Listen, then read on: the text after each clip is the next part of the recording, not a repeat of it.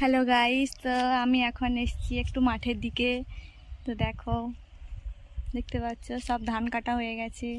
ওই যে দেখো দূরে আমাদের বাদাম জমি দেখা যাচ্ছে।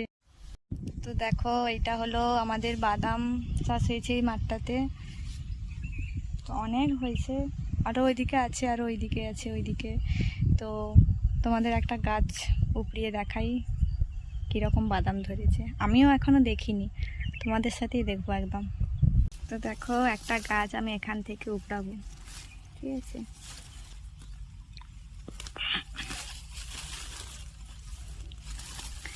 এই দেখো, দেখতে পেয়েছো কত সুন্দর? তবে এখনো হবে, অনেকটাই বাকি আছে। এখনো বাদাম উঠতে সময় হয়নি, তো হোক, এখনো নরম নরম আছে। তো এখানেই রেখে দিই, বড় হয়ে যাবে। এখনো অনেক ছোট ছোট।